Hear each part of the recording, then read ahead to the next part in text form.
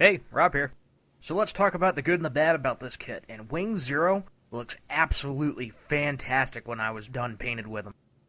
The overall look of the wings is just absolutely fantastic. There's plenty of detail. Even for a 2004 kit, I'm really, really impressed with the final result. He looks like an angel. I mean, this is the mobile suit that made Hajime Katoki famous.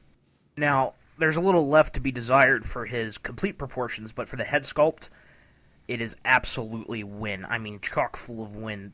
He's kind of like a seraph. He's got 4 different ears, 2 pointy ears, kind of elfish-like, but he's got 4 points of protrusion on his V-fin.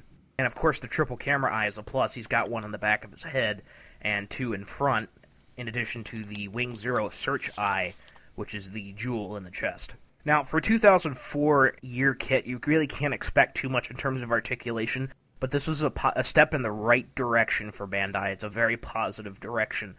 When you move the arms, you'll get about maybe a 135-degree bend, no more, and that's pretty common for master grades of the day. But you're going to get a fair bit of leg articulation. Those ankles move around somewhat. The legs will bend back almost, and I think actually 180 degrees, and you can get that infamous pose that has been seen and done with the perfect grade kit. You're not going to get too much twisting or rotation out of the chest, but you'll get a fair bit of... And there is some articulation in the ankles, the shin guards, and the side skirts, but you're not going to get anything ridiculous like today's master grades. Now, one problem everybody usually has with this kit is that the wings and the buster rifles don't want to stay. And I can echo those arguments, but my guy, after I completely painted this kit, it seems like all the joints would stiffen, and one of my beefs, and I guess I'll just start in the beefs right now and continue on with the positives, is that I couldn't get the thigh armor to close properly. I'm not sure if I put it on backwards or the paint just made everything thicker. But when I put in the wings, they tend to want to stay where they are. However, if you loosen them ever so slightly, they are going to collapse. And that's what everybody's big beef is with this kit. If he stays where he is right now, and I don't plan on touching him and posing him too often, I think they're going to stay where they are. But if they do collapse and Zero Custom wants to play hardball with me, I do have sticky tack to remedy that situation. There are plenty of negatives, and especially for intermediate and novice builders, this kit will frustrate the living crap out of you. First off, the build can be somewhat difficult if you're not careful. There's quite a few small pieces. If you're used to the XXXG frame, this is not an XXXG frame. This is when Bandai was really starting to get into 2.0 frames.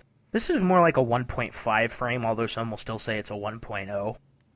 There are quite a few small parts. It's unorthodox in its build, especially around the chest and shoulder areas, so you may be a little frustrated with it at first, but after you get everything done, it's really not that bad. Now, for out-of-the-box builders, this is where you're going to get screwed in terms of realism. There are seam lines, and nasty seam lines, pretty much in places in the kit where they shouldn't be for a good finish out of the box.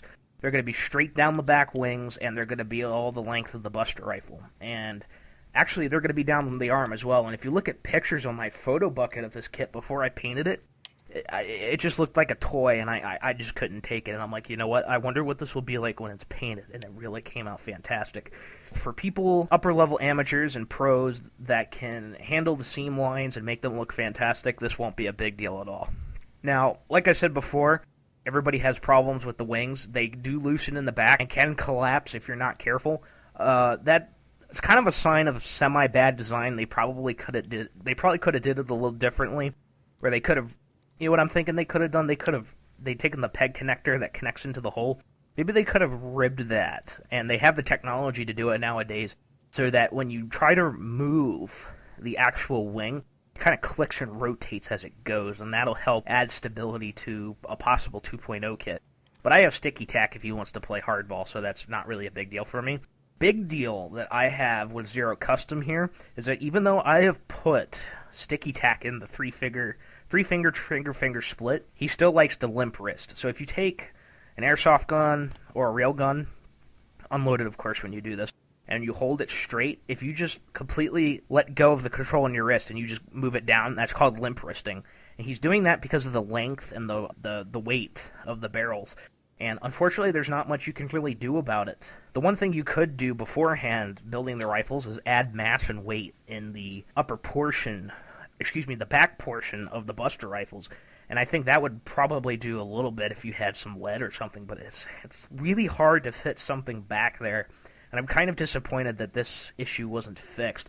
Maybe it's something they could do in the wrists, I don't know, but he likes to limp wrist, and I've remedied that with my pose, that the Buster rifles are behind the feathers, so it tends to want to limp wrist, but it doesn't go that far. And speaking of the feathers, not very happy with them because I had a situation where I painted them, and I accidentally dropped them, and the paint came off just like that because of the rubber. I understand where they wanted to go with this, and they wanted to make bendable feathers so you can do what you wanted, but I hate the idea. I was actually thinking of resin casting these parts, but it's so expensive to resin cast and make molds for those feathers, and I'd have to do 14 individual ones because all the feathers are shaped differently, and I just said, you know what, I'm not going to deal with that. I have them up there, the wings and the feathers look fantastic, but Bandai, stick to polystyrene and ABS. My final complaint is the Vulcan box units on the top of the chest. When you open those up, it doesn't properly show the Vulcan cannons, and it kind of three-quarter shows them, and it hides them. And I think that kind of hides your ability to show them off. And that really disappointed me. And I also didn't like the mold quality of the Vulcan cannons. And you actually need the Vulcan cannons to be put inside the box in order to complete it and attach it to the chest. So I didn't like how they did that. I thought it was poorly done. But on the outside, it looks fine. So what's my conclusion with this kit? Well, my rating system goes as follows. 2 thumbs down, 1 thumbs up, no opinion, thumbs up, and 2 thumbs up. And I will give this kit a thumbs up. However, if you're a beginner or you don't know how to deal with seam lines, you're going to want to stay away from this kit because he can frustrate you. But he's an excellent product when you finish him. So if you have any questions or comments, head down there in the comment section and let me know. Or you can contact me through Facebook or GundamForums.com. Thanks.